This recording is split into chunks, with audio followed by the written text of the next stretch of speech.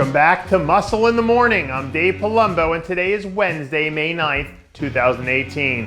And let's find out what's going on in the world of bodybuilding and fitness. Welcome back, ladies and gentlemen, as we dive headfirst right into another edition of RxMuscle's world-famous Recap Wednesday, with two jam-packed days of action down in the Tar Heel state of North Carolina at the first annual Champions of Power and Grace Finals. In the over 35 Masters figure, we saw Canada's own Taman Owusiak bring home the top honors. And in the over 45 division, top honors went to Yolanda Anthony. In the Masters bikini, a red-hot Arlene Hansen came in and cleaned house as she collected first-place hardware in both the over 35 and 45 divisions.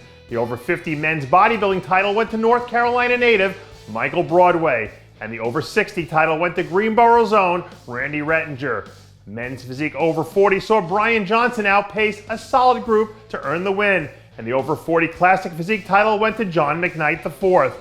Jill Blondin scored the win in women's physique over 45, and as predicted here right on this fine program, last week, Sharonica Henton came in and leveled the field for her first W of the season in the open women's physique.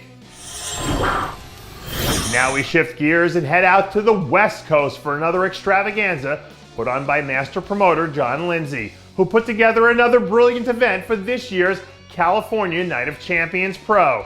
And when the dust finally settled in a loaded men's physique lineup, it was second-year standout Kyron Holden who managed to find himself as the last man standing, holding off a valiant effort from dangerous second-place finisher Diogo Montenegro.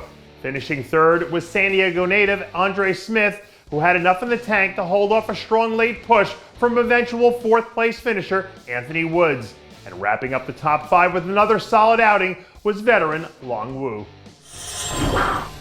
Out in the Steel City, one of the crown jewels of the calendar year went down at last weekend's Jim Mannion's Pittsburgh Pro Championships, where we'll start with the dominating performance in the classic physique division by rookie Steve Laureus. After creating a ton of buzz over the last few months, Laureus proved that he was indeed as good as advertised by delivering the first signature win of his pro career.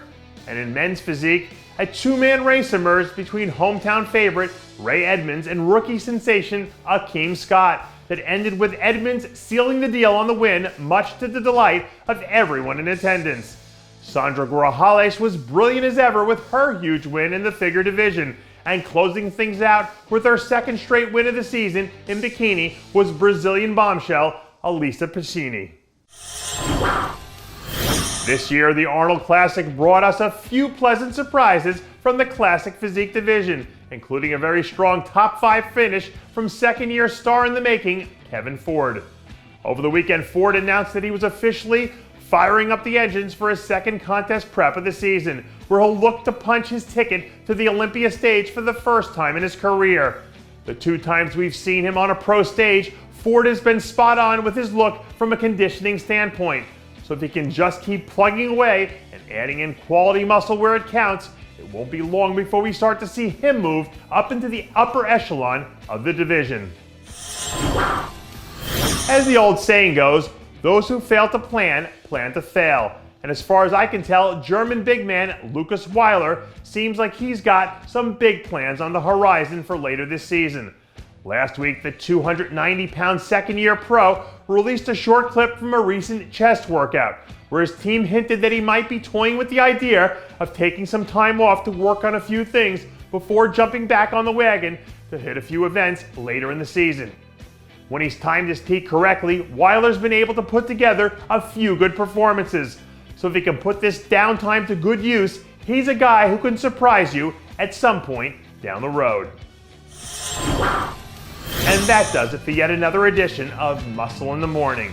I'm Dave Palumbo, reminding you to always be true to your passions, and make sure to follow us on Facebook, Twitter, and Instagram.